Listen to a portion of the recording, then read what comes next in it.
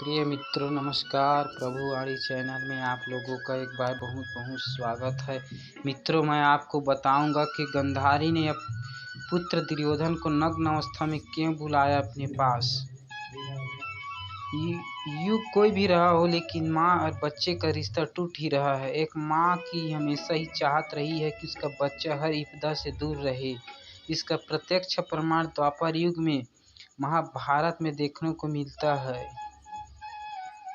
गांधारी पतिव्रता स्त्री थी। जन्मांत पति धृतराष्ट्र के प्रति यह उसका समर्पण भाव ही था कि उन्होंने भी अपनी आंखों पर पट्टी बांध ली थी। बता दें कि गांधारी भगवान भोलेनाथ का अनन्य भक्त थी।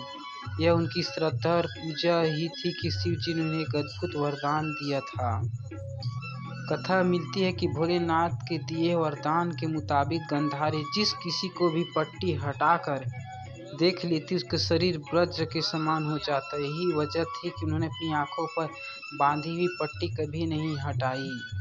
यूँ तो गांधारी ने हमेशा ही अपनी आंखों पर पट्टी बांधे रखी, लेकिन जब महाभारत युद्ध का अंतिम चरण पर पहुंच गया, कौरवों के बड़े योद्धा और गांधारी के 99 पुत्र मृत्यु को प्राप्त हो गए, तब गांधारी के मन में पुत्र मोह जाग उठा और वो अपने पुत्र दुर्योधन की मृत्यु के भय से डर गई। ऐसे में दुर्योधन को आदेश दिया कि वह गंगा में स्नान करके नग्न अवस्था में ही उसके पास आ जाए।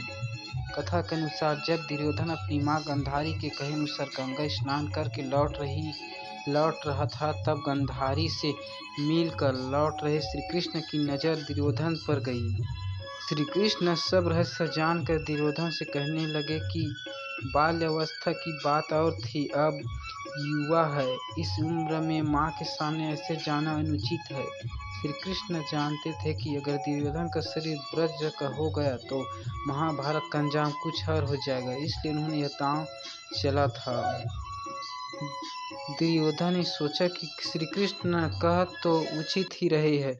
तब उसने अपने कमर में निचले हिस्से को पत्तों से ढक लिया। उसके बाद वह माता गांधारी के पास पहुंचा। जैसे ही माता ने उसे देखा, उसका पूरा शरीर वज्र के समान हो गया, लेकिन उसे हिस्सा पत्तों से ढका था वह सामान्य रह गया। गांधारी दुर्योधन की इस भूल पर बहुत रोई, लेकिन अब कुछ हो नहीं सकता था।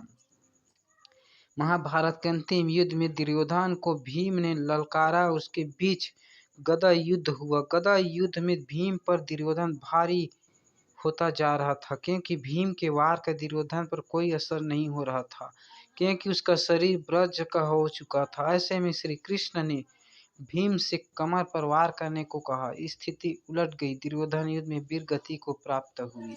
दोस्तों, वीडियो कैसा लगा? अगर अच्छा लगे तो चैनल को सब्सक्राइब करें, बेल आइकन को प्रेस करें। देखने के लिए आपको बहुत बहुत धन्यवाद। जय श्री कृष्ण भगवान।